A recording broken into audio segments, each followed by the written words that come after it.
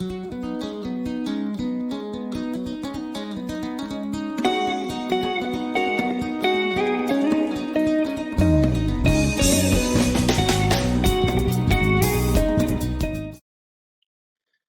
and welcome. We are proceeding with the aspects of European awakening. Remember, we started with the Renaissance under the same theme or topic, major topic, whereby we are looking at different aspects of maybe European growing up, or the change, a wave of change that took place in Europe. So in the aspects of European awakening, we started with the Renaissance, then we looked at the Reformation, but this time around we are looking at the Enlightenment. So on the Enlightenment, there are also a number of issues that we are going to look at. So let's just be together and cruise through together and see these aspects. What change did this period brought to the world? So when we talk of Enlightenment, this one, it was a period in Europe, in European history, when scholars believed in the use of reason and scientific methods as the best way of learning the truth. So the period when people in Europe, they believed that somebody has to think, somebody has to use these scientific methods so that they arrive at what is the truth. So it was also called the age of reason. So Enlightenment had its own origins in humanism. Remember, last time we talked about humanism, starting from the Renaissance. That's where we started mentioning about humanism as a belief that society develops by human efforts and not essentially God's involvement. So that was humanism. So Enlightenment got much of its information, or depended much on the humanistic beliefs. So during Enlightenment period, this period, a group of people emerged who thought that they were more enlightened. They knew more than others. So these people, they felt it was their duty to enlighten others. So that's why it was called the period of Enlightenment. It was a period when a few people, they thought they knew better than others. Therefore, it was their duty to enlighten more, to shed more light on the other people. So in France, these people, they were called the philosophers. So it was a French word meaning philosophers. So these philosophers refer to the writers as well as thinkers in the 18th century or French Enlightenment. So during that period of the 18th century, there were those writers as well as thinkers who were called philosophers. So these philosophers, they criticized religious intolerance and also hereditary upper class as well as absolute authority of the monarchy. So they criticized much what was happening maybe in the issues of in matters of religion, in matters of maybe the hierarchy that was there. We talk of the period of when people were practicing feudalism that time. The others were the landlords, others were tenants, like that. So they were much criticizing the leaders of that time. So these philosophers or philosophers, they wanted human affairs to be guided by rationality rather than faith or superstition or even revelation. So these ideas of enlightenment were a lamp shining in the dark, were seen as a lamp shining in the dark, because by that time people, mainly their knowledge base was, or were maybe faith, the things that they believed, it was their knowledge, and superstitions were also the basis of their knowledge, and even revelation. When someone claims that something has been revealed to him, then that one they would say that's the basis of knowledge. But this enlightenment, it was like now a time when there was shining, when there was light, now when people only regarded specific places as the sources of knowledge. So here let us look at the factors. What were the factors that led to the development of Enlightenment?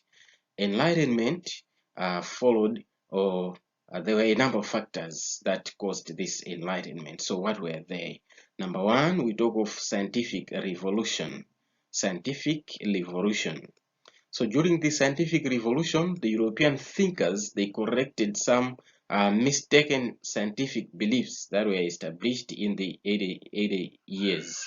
So we see to it that scientists during this time, they were embarking on correcting some of the errors that were made previously. So thinkers of the scientific revolution, they generated ideas of reasoning and applied the method used in science known as the scientific method. So they took reasoning because previously people maybe they were using reasoning to arrive at the truth, but then this time around they were using the scientific method. So leading thinkers of the Enlightenment, they wanted to understand all aspects of life through the application of the scientific method, which involved experiments. So when we talk of scientific methods, basically we talk of the experiments. So during the Enlightenment, people were embarking on experiments. So they believed that by using the scientific method or methods, they would progress towards a better society than one they had inherited. So we can see to it that this time around people believed that, all right, if we adopt the scientific methods, therefore we are going to make a good progress in our societies than just believing that this knowledge is like this. So they did that. So for example, an English scientist by the name Isaac Newton. Isaac Newton, we talked about him previously. Uh, this English scientist, he showed that scientific thought and method could be applied on non-scientific topics.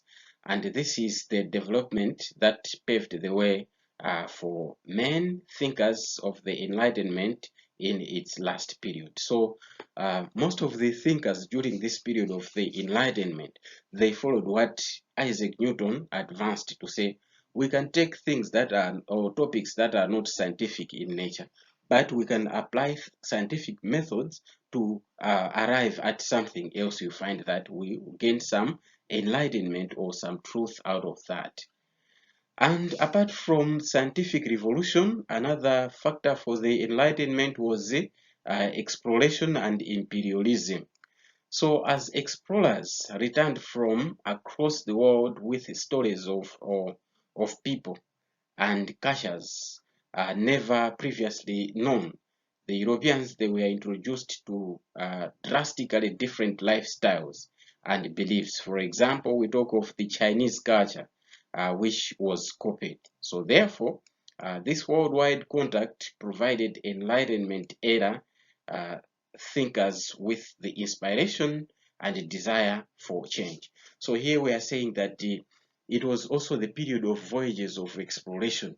People were moving, were traveling using the sea or the oceans to far distances. So when they were coming back, they were coming back with new ideas to say there are people in, we have found people somewhere, they are doing this, this, and that. For example, we talk of the Chinese culture here. When some people reached as far as India, proceeding to China, then they found that people there, they were well civilized and they were even advancing some of the technologies that were not known in Europe. As such, it gave some enlightenment, it gave some chance to the thinkers there to think more and adopt some of the cultures using the scientific methods. And also the decline influence of the church. The decline influence of the church was another factor for the rise of enlightenment. So during the Reformation, the church lost its influence on the people's lives, as it was famously corrupt and often ruled by using intimidation, fear, false knowledge, and was violent violently intolerant towards the opposition. So just as we have looked at the Reformation, we saw to it that the church was intimidating a lot, such that the followers were following the church beliefs by fear, because all those who were opposing the church teachings, they were taken as the heretics, the people who were teaching heresies or false doctrines. And you know, uh, the consequences. We said that most of them, they were punished by death, they were killed. Therefore, when Enlightenment thinkers came along praising liberty and self-empowerment, they found willing ears. So we see to it that during that time, when the church now was declining its popularity because of corruption and the people, that intimidation, then the people were living in fear. And at that time, when the Enlightenment thinkers now came in with the ideas to say people must think in order to arrive at the truth, that one, then the people, they listened to say, what are these people saying? Then many people, they were convinced onto that. And another factor for the cause of the Enlightenment was the 30 Years' War. The 30 Years' War between 1618 and 1648. So this one, the war broke out in 1618 when Bohemian Protestants revolted against the incoming Catholic king. So in Bohemia there was a king, a Catholic king that was to ascend to the throne. So the Bohemians, they were against that. So the battle that the ensuing battle between the Protestants and the Catholics spread into Germany, which killed a third of the German population. So we see to it that with that protest, the Protestants were against the Catholics, and the war for 30 years was there. And in Germany, many people, a third of the population was killed with that 30 years war.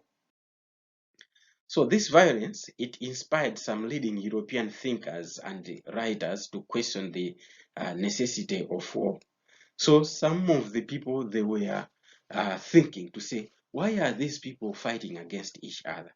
And the basis of it all, it was religion. The Protestants against the Catholics fighting in the name of Christianity there. So some thinkers now, they came in to say, no, why are these people fighting? The name of religion? So before Enlightenment, almost everyone in Europe believed in God. However, the emphasis on the issue of reason led to the rise of atheism and deism. So when Enlightenment came in, to use reason when arriving at the truth, then there were two things that, two beliefs that came in, atheism as well as deism. So when we talk of atheism, they do not believe in God, while deists, they believe in God, but they reject the belief in miracles and the special revelation. So that's the difference there. So we see to it, there was that rise of atheism and deism. Atheism, no belief in God. Deism, belief in God, but no miracles, no special revelation. Yeah, so let us look at the major centers. What were the major centers of Enlightenment? So here we are saying that the Enlightenment started in Europe and later it spread to the New World of America due to the establishment of the British and Spanish colonies. So Enlightenment, the age of reason, it started in Europe, but it spread in USA because the British and the Spanish, they colonized America there, North America as well as South America. So let's start with London. London as a center of enlightenment. So the origins of enlightenment can be traced to England as well. So the second half of the 17th century and during the 18th century, London became a great trading metropolis as well as administrative, political, and legal center in England. So we talk of London here to say London became a major city, a metropolis, a union of many cities. So administration and politics and the legal issues of England, they were taking place in London. So London became the center of wealth and the civilization because it was a growing city, a very big city by then. So there were coffee houses. Coffee houses were very popular at that time. So people met there to discuss the latest news and drink tea and coffee. So people were meeting there to discuss what has transpired, and they were drinking tea and coffee there. So coffee houses became the centers of political life. So each social group had its own coffee house. So we see to it that there were coffee houses where people were meeting and discussing the emerging issues. So poets and literary men attended the coffee houses to read their creations. So we see to it that even the poets and the people the writers, they were also going there and they were also reciting their poems there. So it was really the wonderful places in the coffee houses where the people were meeting and were discussing the emerging issues. Again, in Paris, that is France, was another center of enlightenment. So France is traditionally regarded as the main center of enlightenment.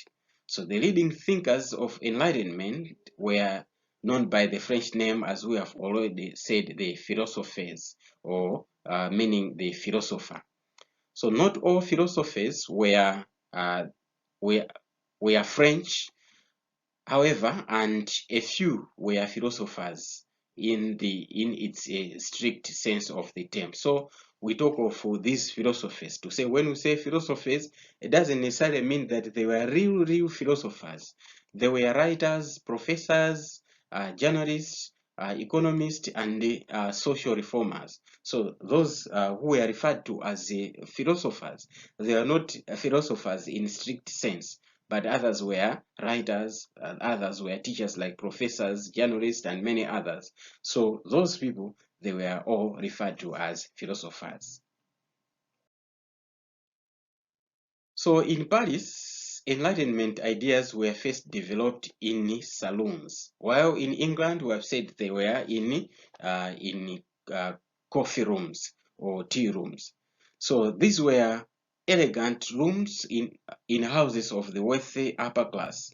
So invited guests gathered in the saloons and took part in the conversation that were often centered on the new ideas of the philosophers. So in the saloons of the upper class people, they created some rooms there that were called the saloons. So people were invited there and they were conversating on a particular subject that were there each and every time. So salooniers or salooners or women who organized the saloons, they played a very important role in those discussions. They decided the subject of the discussion and directed the debate. So we see to it that the organizers of those saloons, they were women. And those women, they were not just idle there, but they were directing the debate. They were there to say, all right, today we are going to debate on this particular issue. How do you look at it? So people were debating, and that debate was engineered or was directed by the women. So this led to reduced marginalization of women in Paris. So the emergence of saloons allowed for leadership and involvement of women in intellectual areas in Paris in the early 18th century. So we see to it that with those saloons as the meeting places, then they became the major places whereby people were meeting. But then on the other hand, we see that people or women now were regarded as influential because they were the ones who were leading those debates. So here, that's why we are saying that women in Paris, they were also incorporated. No discrimination to say these are women, they have to do other kitchen work. No, they were also respected as intellectuals. So the best known saloon in Paris was that of Madame Marie Theresa Geoffrin in Paris. So that was the most famous saloon, the saloon of Madame Marie Theresa Geoffrin. And in USA, United States of America, it was also another place of the Enlightenment. So the main advocate of Enlightenment in USA was Thomas Jefferson and Benjamin Franklin, or Ben Franklin. So Thomas Jefferson and Ben Franklin, these ones, they became so popular, especially Ben Franklin, as an example on Enlightenment when he was sent to France on diplomatic mission. So this Ben Franklin, he once went to France as on a government work. So while there, that's where he learned about this Enlightenment issue. So he was the first person in European history to form the figurines, of whom figurines were made and sold as souvenirs. So when we talk of a figurine is a small model of human, usually made of clay or porcelain, and the souvenir is a thing that is kept or as a reminder of a person, a place, or event. So other centers of enlightenment as well included Scotland, Germany, Italy, Poland, and Russia. So we talk of Ben Franklin here to say that he was highly respected even in Europe, such that people, they started to make some clay or from porcelain, and they were selling those things, the statues of Ben Franklin, because he was very, very famous. Now let's look at the contributions of outstanding personalities or during the Enlightenment. Who were the contributors of Enlightenment? So the first one is Montesquieu. Montesquieu. So his full name was Charles Louis de Secondant, the Baron de Montesquieu. So all this name was his. So he wrote a book by the title Spirit of Law, The Spirit of Law. So in that book, he discussed the views on the best form of government. So Montesquieu, he wrote The Spirit of the Law, where he stipulated the best form of government. So he argued in that book to say that there must be a separation of power by creating three branches in the government. So he said there must be three branches in the government. The first one be the executive, then the legislative, and the judiciary. So this one is not very strange even to you. You learn about those things in social studies. That's what even our Malawi will follow, those three arms of the government. We call them the three arms of the government: the executive, that is the president and cabinet, and we talk of the legislative council, that is the parliament, and the judiciary. So these three, they form the arms of government. So it all started with the Montesquieu. So each branch would check the other and balance the power, which would protect the people's liberty. So why did he suggest that one? He suggested to it that there must be a balance of power. If one party is going too extreme, there must be a check to say, no. There are three arms, equal arms of the government. So there should be no one arm that should be longer than the other. So they should be equal. That is a balance of power, thereby protecting the people's liberty. So his interest was limiting the powers of the monarch and the privileges of the nobility. So his aim basically was to limit the powers of the monarchy. There, to say the monarchy, they should not accumulate much power than others. Even the nobles, they should not have more privileges than others. And the separation of power would prevent an individual or a group from gaining total control of the government. So that is what he believed in Montesquieu, to say no, no individual, no group must have total power over the government. And he wished for a type of government in which people would have right to debate and amend laws before they come into force.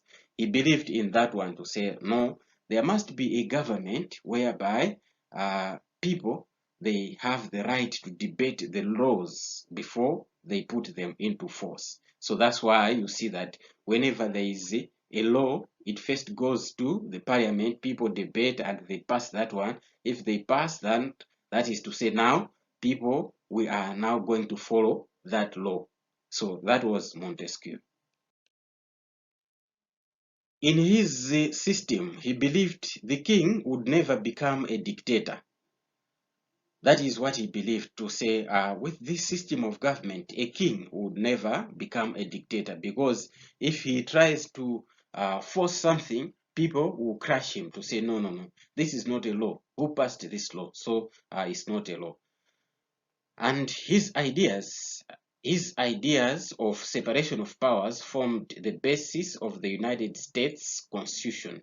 So the USA Constitution was based on the ideas of Montesquieu. So we see to it that these ideas, not only the USA, but later even many other countries, they followed or they adopted that one in their constitution, to say we need to have three arms of the government, each checking the other.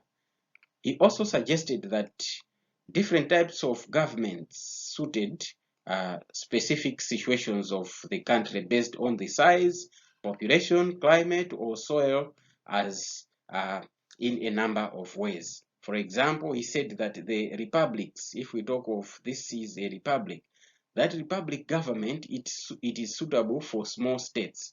Small states, they are suitable to follow the republic. And again, despotism. He said it is appropriate for the larger states. Bigger states, they must follow despotism. And the monarchies, they are supposed to follow, to be suitable by the moderate size states. So he demarcated it in that way, to say different size of population or climate, they have to follow different types of government. He also believed that women were or are weaker than men. Therefore, they are expected to obey their husbands and do what they are ordered to do. So that's what he said. That is Montesquieu still. He believed, or he also stated, that women could make valuable decision makers and participate in government. So that is what he said, to say, yes, women, much as they are weaker, but they can also be influential in the government. They can be valuable decision makers in the government. They can participate fully in the government affairs. And the other one is this one, that was Voltaire. Voltaire. So his real name was Francois Marie Araud. Francois Marie Araud. So he was the greatest figure of the Enlightenment. And Voltaire, he advocated for the separation of church and state. So it was Voltaire who suggested that no, there must be a separation between the church and the state. So his famous work was the Philosophical Dictionary. So he wrote the Philosophical Dictionary. And in this book, his main contribution to the Enlightenment included the freedom of speech. So he said there must be, number one is separation from between the church and state, but there must be freedom of speech. If someone is speaking something, he must be heard and not be interpreted otherwise. And also freedom of press and religion, and opposition to monarchy and dictatorship, as well as slavery. So he was against many things like dictatorship, monarchy, as well as slave trade, to say these things, they should not be tolerated. So Voltaire disliked the French bourgeoisie, or the upper class, and the aristocracy, the commoners, and the church. So he disliked all these people. So he used a satire to criticize the nobility. and he strongly promoted the idea of freedom of speech. And he once said, "I do not agree with you with what you say, but I will defend to death your right to say it." So he said, "All right, I don't agree with what you say, but I will defend what you say to say, because you have the right to speak what you are saying." And he promoted deism. So deism, it is a religious philosophy based on reason and natural law. So that was Voltaire. So that was his belief as well. Now, some of his works, Voltaire, he wrote some of the books, and these books, they angered some of the rulers. So he wrote the books, and those books angered the leaders of that time. So he wrote, number one, the philosophical letters. He wrote the philosophical letters in which he praised the workings of the English political system. So in that book, he was praising the political system of England. And he also wrote the poem on natural law. He wrote the poem on natural law. And also he wrote the essay on manners and the spirit of nations. He wrote, that was another thing that he wrote, manners, or an essay on manners and the spirit on the nations. And the other one was the candidate. So this one was a short satiric novel. So it was a novel which he wrote while he was in exile in Switzerland. So that is about Voltaire. So he was another great contributor to the age of reason, or the Enlightenment. Another contributor to the Enlightenment is this gentleman by the name Denis Diderot. Denis Diderot. So this one is noted for the invention of the encyclopedia. Encyclopedia is like a big dictionary where it explains more things. So that is the encyclopedia. So that was one of the greatest achievements of the Enlightenment. And the intention of Denis Diderot was to produce a summary of all knowledge that the people possessed. To say a summary of all human knowledge, to say to give the meaning of what people know. So this encyclopedia, it helped the spread of enlightenment from France to other parts of Europe, such as in Russia. So the ideas expressed in the encyclopedia, they were heavily criticized. They heavily criticized the church and the government, hence it was banned. So the ideas that were there, they were criticizing mainly the church and the government. As such, the end result was that the encyclopedia was banned. Another one was Rousseau. Rousseau. So his name was Jean-Jacques Rousseau. So this one was passionately committed to individual freedom. Because of this, then he was described as the champion of freedom. So he was mainly concerned with the freedom of an individual. So he was referred as the champion of freedom. And his main ideas were built on three areas of freedoms, that is education, women affairs, education and women affairs. Areas of freedom, education, and women affairs. So Rousseau was concerned mainly on freedom, education, as well as women affairs. Those were his three main areas of focus. So on freedom, Rousseau, he wrote a book by the name The Social Contract in 1762.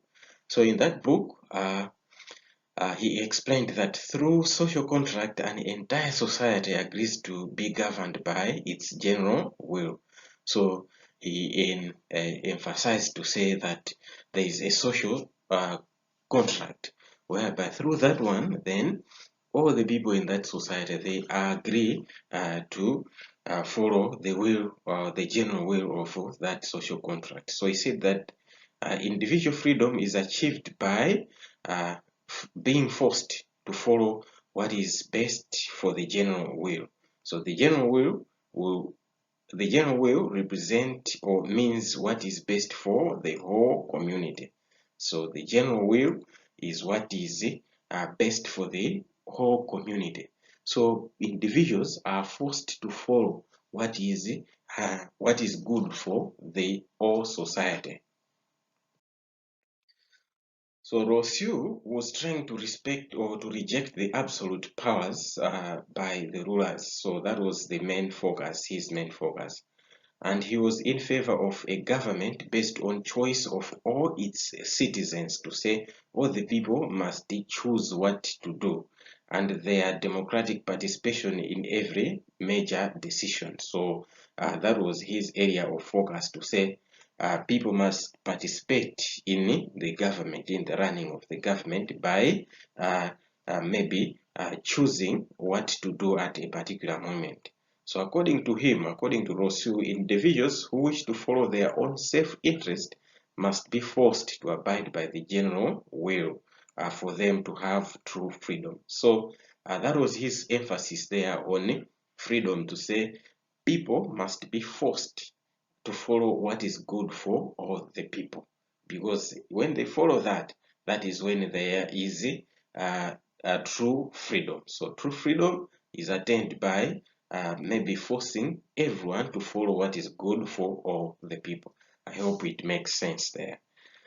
And on education, in his other book that was entitled Emily,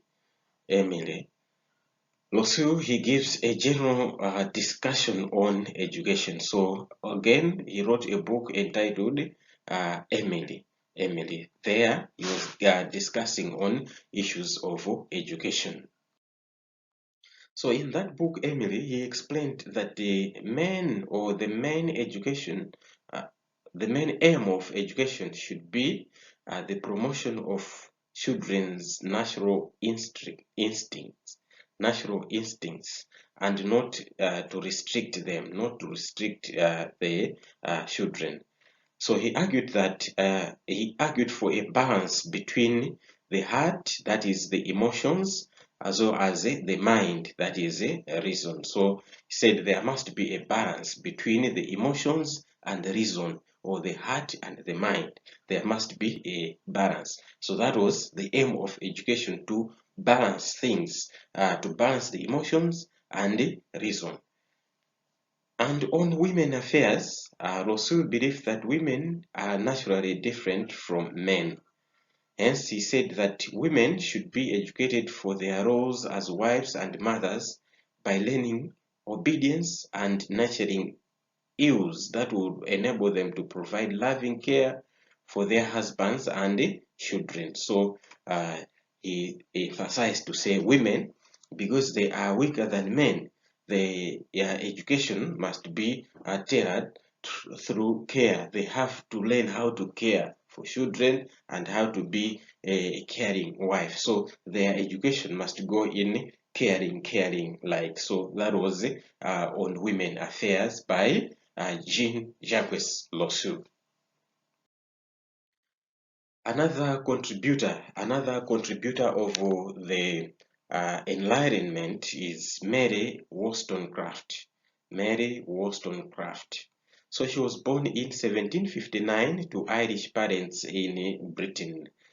So she's considered as the founder of both European and American movements for women rights. So this Mary Wollstonecraft is considered as the champion, or the leader, or the founder of women rights, both in Europe as well as in America. She was the best non-British critic of Enlightenment view on women. So this Mary was criticizing what other writers were writing or were advocating there. So she criticized a lot. So she defended the position of women in the society. So her aim was to defend the aim or the position or the duty or the role of women in the society. That's what she did. So in her book, she wrote a book, the book entitled A Vindication of the Rights of Women. That's the book that she wrote. So in that book, she claimed that women deserved the same rights as men and identified two problems from the ideas of many Enlightenment thinkers, which restricted the advancement of women. So in the book of Vindication of Women's of the Rights of Women, there she was saying that men and women they cannot be separated in as far as roles are concerned. So she spotted out the problems by other Enlightenment thinkers to say no, they produced wrong ideas there. So she was trying to critique those of fellow Enlightenment thinkers. She noted that some people who argued that women must obey men also said that government based on the absolute power of monarchs over their subjects was wrong. So that's what he said, to say it is really painful to see that the same people who said that the women must obey men, they are the same people who are saying that the government based on monarchs, that government should end, and this is wrong. So from this, then, he brought the idea that the power of men over women was equally wrong. So there then, she related the two to say you cannot say that the monarch government is wrong and at the same time you say that men must be above men. So he said if you say that, it is wrong. Men cannot be above women. So that one can be wrong, the same as we say that the monarch government is wrong. And also the application of the idea of reason. So on that one, Wollstonecraft argued that since the Enlightenment was based on idea of reason in all human beings, its application must be universal as well. So he said the idea of reason or the application of reason must be universal. So what she was trying to say was that since women have reason, they are entitled to the same rights as men. So that's what she said, to say we are driven by this idea of reason. So women also, they think they have reason. Therefore, they have the same rights as men. They cannot be reduced to just mere caring people or caring beings. No. So Wollstonecraft thus declared that women should have equal rights in education, politics, as well as in economics. So she argued the same, to say, right, women must have the same rights as men.